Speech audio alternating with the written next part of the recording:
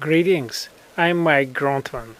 This video clip demonstrates space mission geometry for communications provided by satellites in 12-hour Molniya orbits. More video clips illustrating other effects of interest to space mission design and to spacecraft design can be found at the website astronauticsnow.com.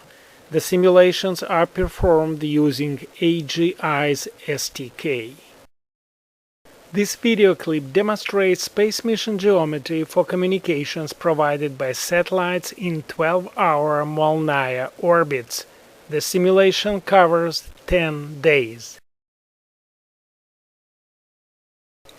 The red vector facing you is the vernal equinox vector. The Sun is on the left, illuminating the Earth. The yellow band on the surface is the equator.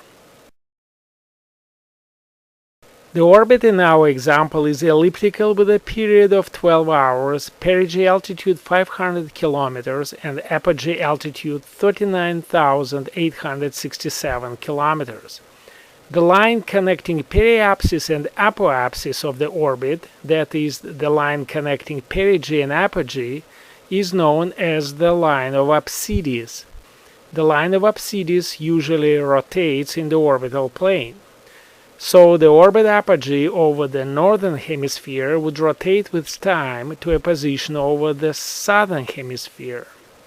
The rate of rotation of the line of apsides depends on orbit's semi-major axis, eccentricity, and inclination. There are two orbit inclinations, 63.4 degrees and 116.6 degrees, when the rotation of apsides equals 0. In our example, orbit inclination is 63.4 degrees and the line of apsides does not rotate. In other words, positions of orbit apogee and perigee stay where they are in the orbital plane. Such an orbit is called a Molniya orbit. One can place a communications or relay satellite in a Molniya orbit with apogee over the northern hemisphere. When the satellite slowly moves near apogee, it would provide an excellent communication coverage for the northern areas of the globe. Note that geostationary satellites in near-equatorial orbits are unsuitable for communications with the polar regions. While Molniya satellites do not appear stationary in the sky for an observer on the ground, their apparent motion near apogee is rather slow. In our example, the satellite provides a communication link between two points located in the north, Fairbanks in Alaska and Narvik in Norway. We also assume that the link requires the minimal elevation angle of the satellite 20 degrees for Fairbanks and 35 degrees for a mountainous surrounding of Narvik. The elevation angle is the angle of satellite over the horizon as seen from an observation point. The communication link requires simultaneous visibility of both points on the ground from a satellite, constrained by minimal elevation angles of the ground points.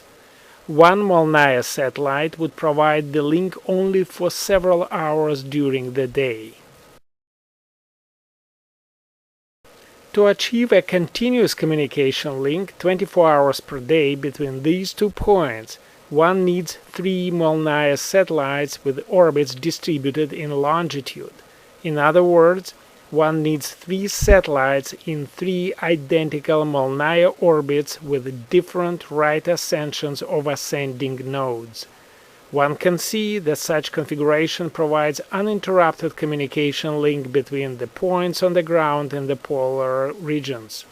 Sometimes 2 communication links are available at the same time. More video clips illustrating other effects of interest to space mission design and to spacecraft design can be found at the website astronauticsnow.com. Thank you for watching. I am Mike Grontman.